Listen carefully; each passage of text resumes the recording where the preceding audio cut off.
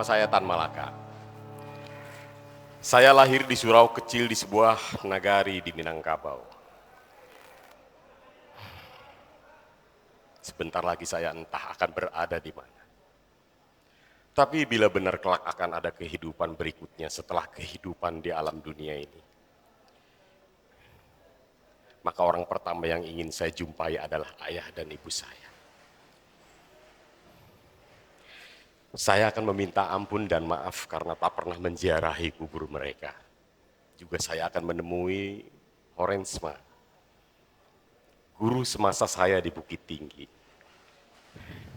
Sepasang suami istri yang sudah mau menganggap saya sebagai anaknya. Tan Malaka. Nama yang hanya mengingatkan saya pada orang-orang yang telah membenci dan memburu saya. Nama yang hanya mengingatkan saya pada derit pintu penjara. Saya terperangkap dalam hutan revolusi ketika bayangan para pemburu luput saya kenali. Ketika mereka menangkap saya tidak pernah bertanya, siapa sebetulnya yang mengutus kalian dan mengapa saya harus dibunuh? Revolusi tidak pernah cukup memberikan jawaban tentang siapa dan mengapa. Dalam setiap revolusi, selalu ada kebencian. Kebencian yang tiba-tiba saja bergerak dengan liar, menyergap tubuh saya, mengebatnya, lalu sebentar lagi membunuh saya, mengusir saya. Serupa pemerintah kolonial Hindia Belanda mengusir saya. Sekitar bulan Maret 1922, pemerintah kolonial Hindia Belanda menangkap saya di Bandung, lalu mengirim saya ke Surabaya dan membuang jauh ke negeri Belanda. Bukan membuang, tapi mengusir. Saya diusir dari tanah air saya sendiri. Dakwaan yang mereka kenakan kepada saya adalah karena saya dianggap telah memakai dunia pendidikan untuk menghasut anak-anak pribumi agar kelak membenci pemerintah kolonial Hindia Belanda. Padahal ketika saya mendirikan sekolah sosialis di Bandung dan Semarang, saya hanya ingin anak-anak pribumi itu berdikari. Saya hanya ingin anak-anak pribumi itu mandiri. Tapi bagi pemerintah kolonial ini bukan perkara hanya. Ini merupakan sebuah kejahatan yang sangat berbahaya. Hasil pendidikan yang mereka inginkan adalah anak-anak pribumi harus tetap menjadi kacung atau pesuruh-pesuruh di perkebunan-perkebunan milik tuan-tuan borjuis kapitalis. Di situ kewajiban mereka hanya satu, yaitu patuh. Kewajiban yang akhirnya membuat mereka tumbuh menjadi manusia penakut, bahkan untuk berpikir sekalipun. Oleh karena itu, mendidik anak-anak pribumi agar kelak bisa berdiri di atas kakinya sendiri merupakan sebuah perbuatan yang sangat berbahaya. Bagi kaum borjuis menganggap ini kejahatan. Bagi kaum kapitalis menganggap bahwa mendidik anak-anak pribumi agar kelak menjadi pintar sama saja dengan merawat anak macan. Saya masuk menyelundup ke Indonesia dari Penang melalui Medan. Lalu saya menyusur Sumatera dan sampailah saya di Pulau Jawa. Nama saya Ilyas Hussein, buruh tambang batu bara di Bayah Banten bersama para Romusa. Suatu ketika, datanglah dua orang tamu agung yang amat penting dari Jakarta. Saya mengenal salah satu dari mereka karena kami pernah bertemu di Berlin. Satunya lagi adalah tokoh pergerakan yang amat pandai berpidato. Saya belum pernah bertemu sebelumnya.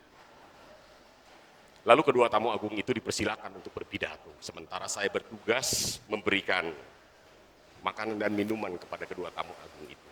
Saya menyediakan makanan dan minuman itu dari arah punggung mereka. Tamu agung itu berpidato dengan amat pandai dan berapi-api. Lalu para Romusa dipersilakan untuk mengajukan pertanyaan. Beberapa pertanyaan para Romusa dianggap dengan enteng benar. Segera saya menaruh baki, lalu mengajukan pertanyaan. Bila tiada salah tadi dikatakan dalam pidato bahwa kemenangan terakhir akan menjamin kemerdekaan Republik Indonesia. Itu artinya kemenangan terakhir dahulu baru di belakangnya kemerdekaan Indonesia. Pertanyaan saya, apa tiada lebih tepat? Kemenangan terakhirlah yang akan menjamin kemerdekaan Republik Indonesia. Tamu Agung menjawab dengan enteng. Jika bangsa Indonesia diberikan kemerdekaan sekarang juga, maka toh kita akan kerepotan mempertahankan kemerdekaan Indonesia itu sendiri. Bangsa Indonesia harus membuktikan dahulu jasa-jasanya kepada Dai Nippon. Dan akibat dari jasa-jasa itu, maka Dai Nippon akan memberikan hadiah kemerdekaan kepada Republik Indonesia. Dengan tidak sabar, saya segera menjawab. Saya juga insaf betul akan perlunya sebuah kemerdekaan. Tetapi kemerdekaan itu dapat kita perjuangkan, karena kemerdekaan tidak didapat dari sebuah janji, melainkan perjuangan mati-matian. Sehingga kemerdekaan ada di tangan kita dan dapat kita rasakan. Mendapat jawaban serupa dari para romusa, Tamu Agung itu berusaha untuk menenangkan dirinya. Lalu dia berdiri berkata dengan suara yang gemetar. Jika saya diberikan kemerdekaan sekarang juga, maka tiada saya akan terima. Saya harus membuktikan dahulu jasa-jasa itu kepada Dai Nippon.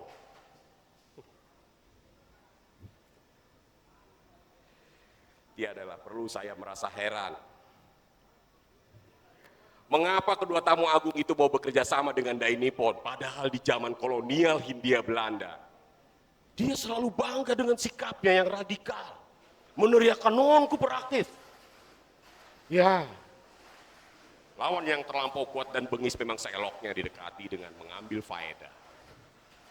Lalu kedua tamu agung itu berpura-pura kooperatif, mengambil manfaat dari Dai Nippon. Jadi tiadalah saya perlu merasa heran betapa jauh jarak antara lidah manusia dengan perbuatan. Terlebih kepadanya diberikan suatu jabatan. Bagi saya, kedua tamu agung itu tidak lebih dari sang pesohor saja. Sekitar bulan Agustus 1945 saya datang ke Jakarta mewakili pemuda Banten yang akan bergabung dengan gerakan pemuda bawah tanah. Di dalam pertemuan itu bukan saja saya hanya ingin mengetahui siapa mereka sebenarnya, tetapi bagaimana pemahaman mereka terhadap Dai Nippon yang memberikan hadiah kemerdekaan. Juga ketidaksukaan mereka kepada para pesohor yang jadi corong propaganda Nippon. Nampaknya para pemuda ini belum pernah bertemu dengan Tan Malaka, apalagi melihat wajah Tan Malaka. Memang ada wajah Tan Malaka, tapi itu di masa kolonial Hindia Belanda dan itu sudah lama berselang. Di dalam rapat saya katakan bahwa tentara Teno Haeka akan menyerah pada kekuatan sekutu dan mereka akan menyerahkan Indonesia sebagai rampasan perang. Ternyata benar. 15 Agustus 1945 tentara sekutu menggasak habis seluruh kekuatan tentara Teno Haeka. Dan akibatnya mereka menyerahkan Indonesia sebagai rampasan perang.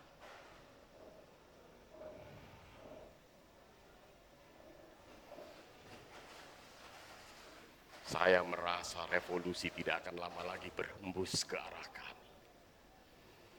Bukan hanya hembusan, tapi juga badai.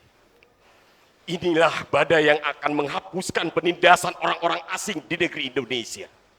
Inilah badai yang akan menghapuskan seluruh kekuasaan.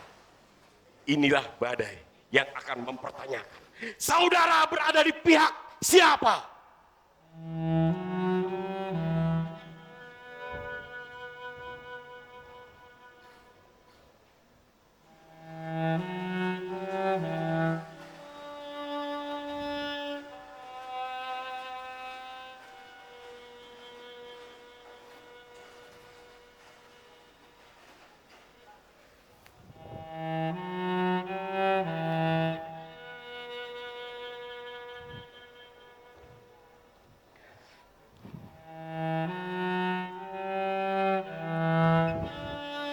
Puluhan tahun saya adalah orang yang terus dikejar dan diburu. Pengejaran demi pengejaran membuat saya harus mencurigai siapapun. Saya tidak bisa duduk tanpa harus menghadap ke arah pintu. Saya sudah terlalu lama hidup dalam situasi di mana begitu tipisnya perbedaan antara seorang kawan dengan seorang pengkhianat.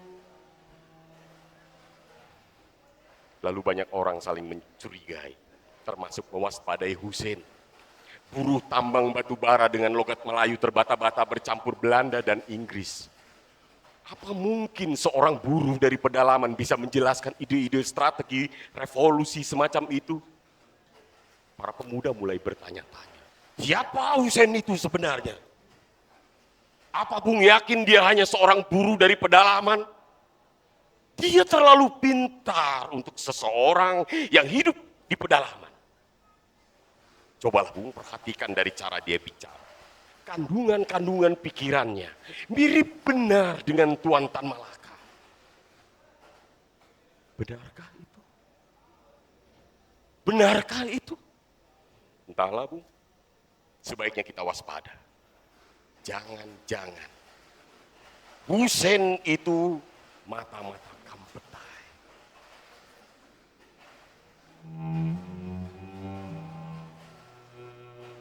Diam-diam para pemuda menghindari saya. Hingga tersiar kabar bahwa proklamasi telah dinyatakan. Sejarah telah meninggalkan saya. Berpuluh-puluh tahun saya mencarinya ke berbagai negeri dan penjara. Mungkin karena saya mencarinya sebagai orang buangan, itu sebabnya sejarah selalu mengelak dari tubuh saya. Padahal dia sudah begitu dekat dari tangan saya. Dia hanya ingin saya terus mencari. Dia tidak ingin saya menjadi orang yang menemukannya. Bahkan ketika ada orang lain yang menemukannya, maka orang-orang itu tidak pernah mau mengajak saya. Maka yang tersisa bagi saya adalah rasa penyesalan. Dan sejarah tidak peduli pada penyesalan siapa. Takdir saya dan sejarah memang selalu berselisih jalan. Jalan yang saya pilih adalah jalan yang lengang, jalan yang berada di balik tabir asap. Di balik tabir asap itu saya menyimpan nama saya. Nama yang berpuluh-puluh tahun membuat tubuh saya terus dikejar dan diburu oleh orang-orang imperialis, oleh agen-agen kolonialis. Bahkan oleh para kamerat di Moskow, nama itu diucapkan dengan cara mendengus sambil menyebut nama saya sebagai sebuah kutukan.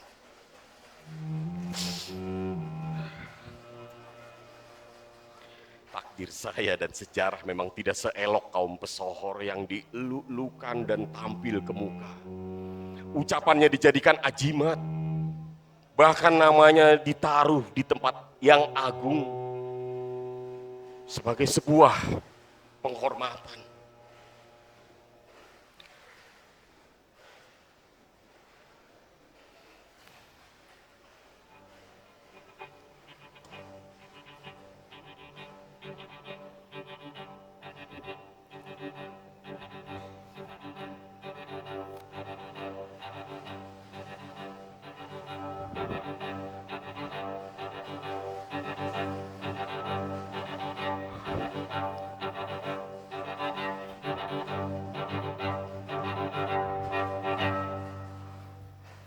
Sepekan setelah proklamasi saya pernah bertemu dengan seorang pesohor yang baru saja diangkat menjadi presiden. Saya dijemput oleh ajudan mengaku sebagai Abdul Rajak. Abdul Rajak. Kami bertemu di sebuah ruang yang lampunya dimatikan.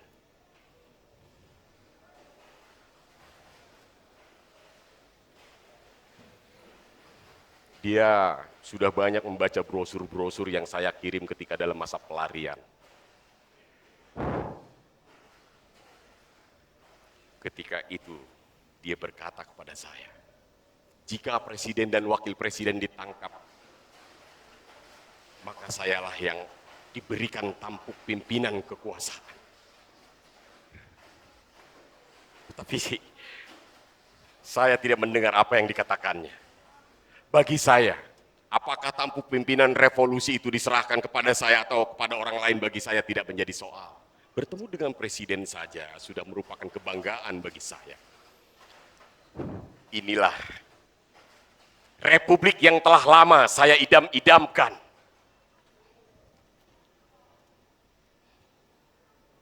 Lalu keesokan harinya kami diundang bergabung bersama para pesohor di pemerintahan. Dan pertemuan saya dengan para pesohor merupakan awal kehadiran saya di lingkaran pemerintahan. Meskipun saya bukan orang baru bagi mereka di dalam perjuangan kemerdekaan, tetapi kehadiran saya membuat mereka kurang nyaman. Tidak lama dalam pertemuan itu saya diundang dalam sebuah perundingan dengan wakil negara Amerika tentang nasib perusahaan asing yang ada di Indonesia. Ketika seorang pesohor mengatakan bahwa perusahaan asing akan dikembalikan tanpa syarat dan jaminan. Dengan cepat saya membantah pesohor ahli ekonomi itu. Saya katakan pengembalian perusahaan asing tidak boleh terjadi. Perusahaan-perusahaan penting akan kembali menjadi milik negara. Kontrak-kontrak baru akan diurus bersama pemiliknya. Dua hal yang ingin saya sampaikan kepada wakil negara kapitalis itu. Perundingan dan penarikan kembali pasukan asing yang ada di negeri Indonesia. Bagi saya, tidak ada urusan sedikit pun bila itu berkompromi dengan sejengkal saja kedaulatan apa yang ada di tanah air dan apa yang dimilikinya. Merdeka 100% yang saya inginkan. Ini yang seharusnya menjadi roh revolusi. Roh yang hanya dimiliki oleh para pemuda yang berjibaku melawan tentara sekutu dan Belanda. Bila pandangan wakil presiden ini saya turutkan dengan mengembalikan perusahaan asing tanpa syarat dan jaminan, maka yang diperoleh oleh rakyat Indonesia adalah kemerdekaan politik tanpa kemerdekaan ekonomi. Di dalam paham saya, bila suatu negara hanya memiliki kedaulatan politik sedangkan kedaulatan ekonominya dikuasai oleh negara-negara kapitalis, maka akan sama halnya mengembalikan republik ini ke masa Hindia Belanda yang kelam. Meskipun para kapitalis itu adalah orang-orang Indonesia sendiri. Saya menolak mendirikan Republik Indonesia yang kapitalis. Saya juga menolak muslihat asing yang akan melakukan penjajahan di bumi manapun. Lalu ada pesohor yang mengajari saya.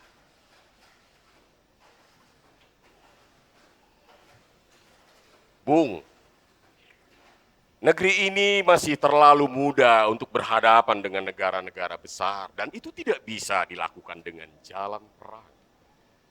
Negeri ini butuh pengakuan sebagai sebuah negara yang berdaulat. Diplomasi harus dilakukan. Sebab bagaimanapun kedudukan republik harus mendapat dukungan internasional. Ingat, ada dua kutub besar saling berebut untuk menjadi pemenang dalam perang dunia ini, yaitu komunis dan kapitalisme. Sebagai sebuah negara yang baru saja merdeka, republik harus cerdik, harus bersiasat di dalamnya.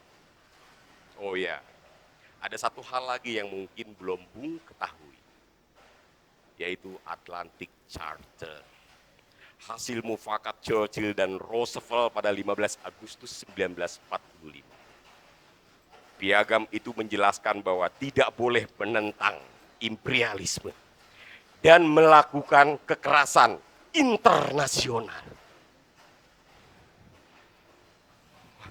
Lalu ada juga pesohor yang memandang saya dengan sinis seolah dia meneriaki saya. Dia tidak cukup hanya disebut sebagai Trotskis, tetapi juga seorang pemimpi egois, tidak realistis. Tulang punggungnya terlalu keras untuk membungkuk. Tidak ada yang diinginkannya kecuali perang. Tidak realistis. Apa ada yang lebih realistis dari merdeka 100%? Ingin benar saya belajar dari para pesohor ini bagaimana bersikap realistis dengan merebut kemerdekaan sementara kedaulatan ekonominya diserahkan kepada para kapitalis. Ingin benar saya belajar dari para pesohor ini bagaimana menegakkan harga diri sebuah bangsa sementara di dalam perundingan kepala mereka tertunduk jatuh ke bawah meja. Ingin benar saya belajar dari para pesohor ini bagaimana berunding dengan maling yang sudah masuk ke dalam rumahnya. Ada dua hal yang oleh para pesohor itu tidak diketahui. Sampai kapanpun dan dimanapun. Akhlak imperialisme itu sama saja. Ya,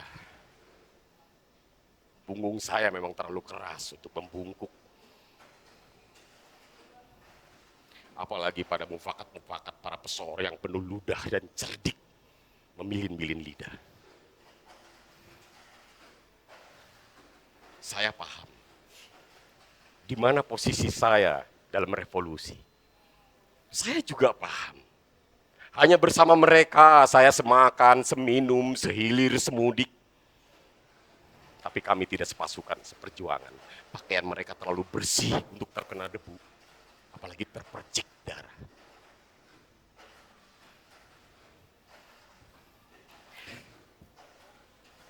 Pelan-pelan saya undur diri dari lingkaran pemerintahan. Saya memilih surut dan bergabung dengan Laskar Pemuda. Ya, makin paham saya. Di mana saya memilih tempat untuk berdiri.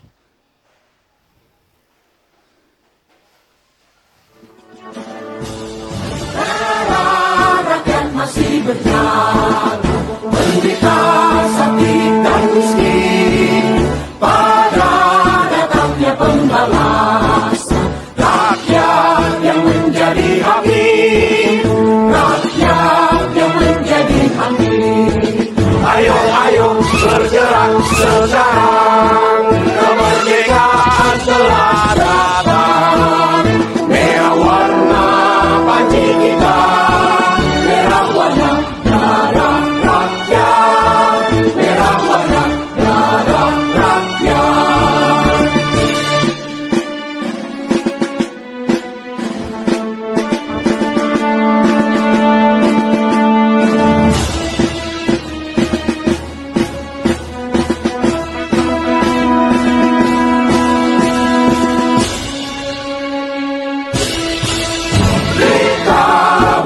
Pada rakyat kemiskinan pasti hilang, kaum kerja akan memerintah, dunia baru pasti datang. Bersama para pemuda, saya menghimpun 141 organisasi perjuangan dari berbagai partai dan golongan, Laskar Rakyat dan Tentara Republik.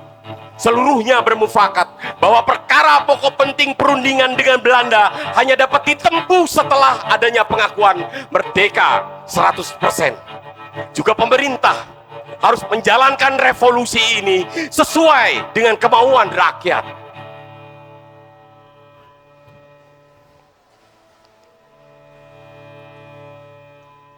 Ada seekor ular hitam di balik jubah revolusi. Saya mendengar desisnya. Sekitar bulan Maret 1946, sepulang saya menghadiri Kongres Persatuan Perjuangan di Madiun. Saya ditangkap pemuda sosialis. Pagi buta saya dijebloskan ke dalam penjara Solo.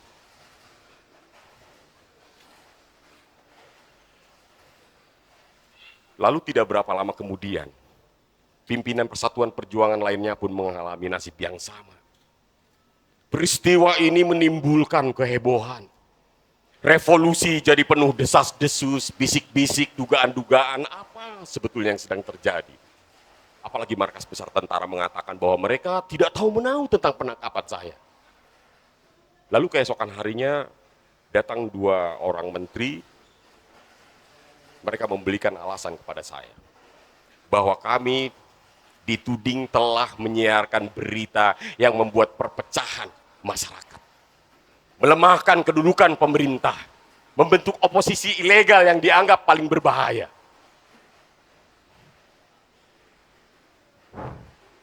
Sedang saya berada di dalam penjara, semula beberapa partai dan golongan yang satu mufakat beranjak meninggalkan saya, berbalik mendukung pemerintah. Bagi para politikus, berpindah dari satu partai ke partai berikutnya tidak termasuk hukum kejahatan selama partai itu memberinya keuntungan. Oleh sebab itu, menjadi oportunis atau penjilat tidak termasuk memiliki akhlak kejahatan bagi mereka. Tudingan lain datang bahwa saya akan melakukan kudeta. Terlihat benar pemerintah sedang menaruh diri saya sebagai musuh rakyat nomor satu. Padahal saya belum diadili benar. Tapi bila memang itu terjadi, mengapa markas besar tentara mengatakan mereka tidak tahu menahu ihwal penangkapan saya? Kiranya tidak cukup hanya sampai di situ. Meski saya di dalam penjara, tudingan lain datang bahwa saya terlibat penculikan Perdana Menteri. Pertanyaan siapa yang menangkap saya dan apa sebetulnya yang sedang berlaku bukan perkara pokok penting. Ada seekor ular hitam di balik meja revolusi. Mendesis, melata, naik ke atas meja. Beginilah akibatnya bila revolusi dipimpin oleh mereka yang tidak paham akan roh revolusi. Banyak partai dan golongan saling bertikai, membuat mufakat-mufakat gelap di bawah meja, menyingkirkan siapapun dengan cara-cara licik. Dengan cara-cara inilah mereka menyingkirkan saya dari revolusi. Bagi para pesohor, saya adalah seseorang kepada siapa semua kebencian mesti dialamatkan. Tapi benarkah oleh sebab itu mereka menjebloskan saya dari penjara?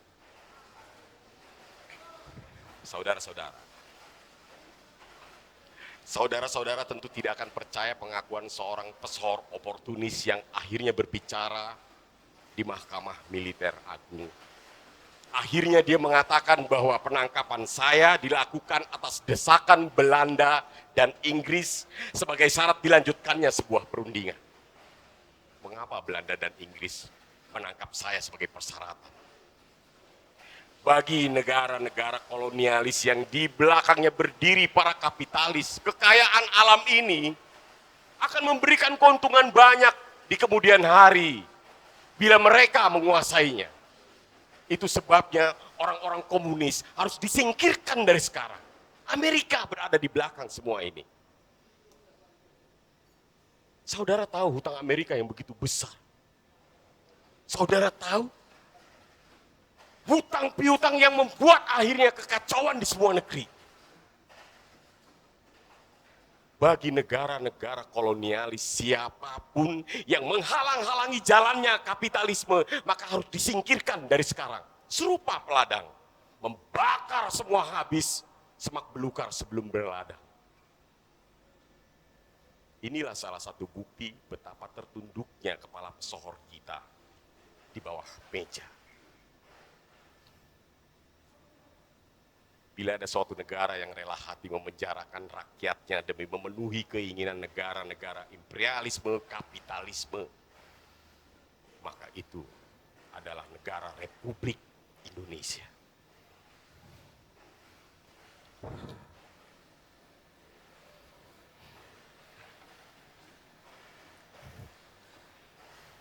Setelah 2,5 tahun saya di penjara, saya dibebaskan begitu saja oleh pemerintah. Ada anggapan bahwa ini merupakan siasat cerdik pemerintah agar saya berhadapan dengan partai komunis di Madiun. Tapi saya tidak peduli pada ihwal itu. Selepas dari penjara, saya akan mengumpulkan pengikut-pengikut saya. Saya harus bergerak cepat ke tengah rakyat, membentuk laskar gerilya, barisan pemuda. Belanda telah merobek-robek hasil perundingan.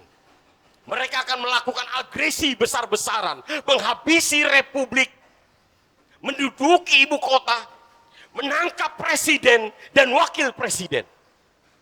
Saudara-saudara tahu apa yang dilakukan oleh para pesohor ketika mereka ditangkap?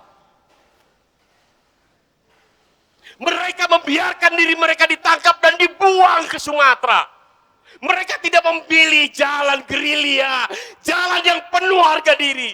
Mereka memilih agar diri mereka ditangkap, agar seluruh dunia mengasihi republik. Jalan revolusi itu bukan jalan minta untuk dikasihani, tetapi jalan yang penuh harga diri. Saya hampir saja meludah ketika seorang presiden mengatakan, wah, kalau saya ikut bergerilya ke hutan, berapa pasukan yang akan mengawal saya? Ini tentu merepotkan.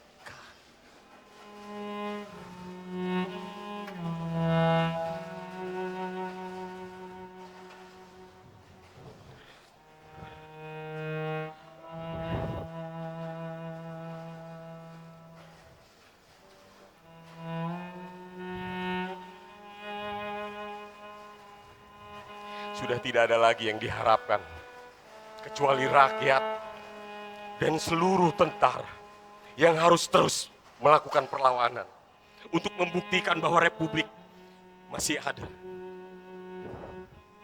Gerilya harus terus dilakukan, gerilya politik, gerilya ekonomi.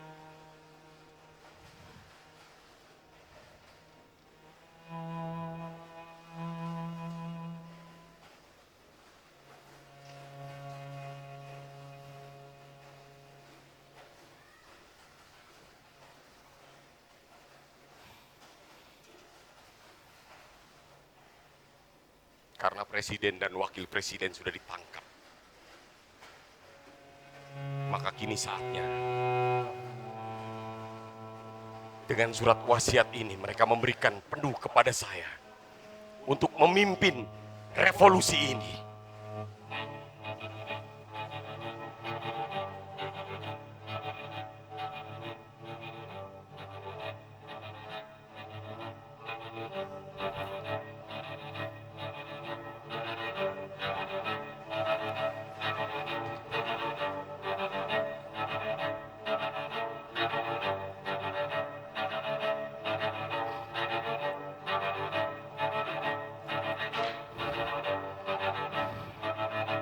Nama saya Tan Malaka atau Ilyas Hussein.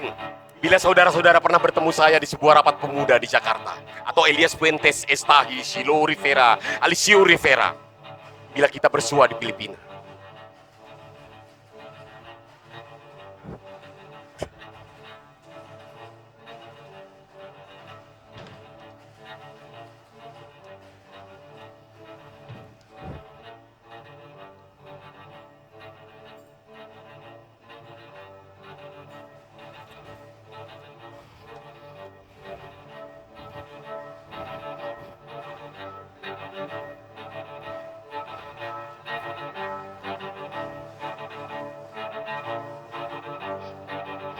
Atau bila kita bersua di Hong Kong, saudara-saudara boleh menyapa saya sebagai Ong Song Lee atau Tan Ming Siong sewaktu kita bertemu di Burma.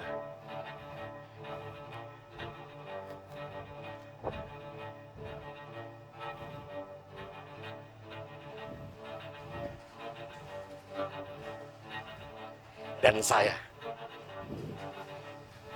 akan menyebut nama saya sebagai Cheng Kuan Tat dan Warli sewaktu kita berkenalan di Cina.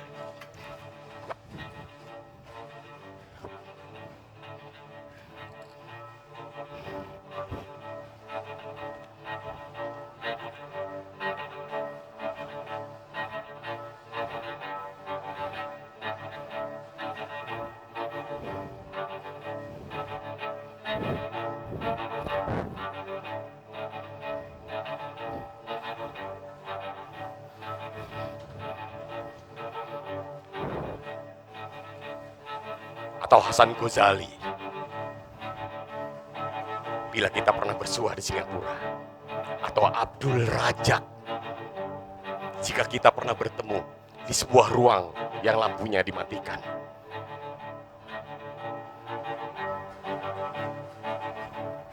Ingatlah, suara saya akan lebih nyaring terdengar dari dalam kubur daripada di atas bumi ini.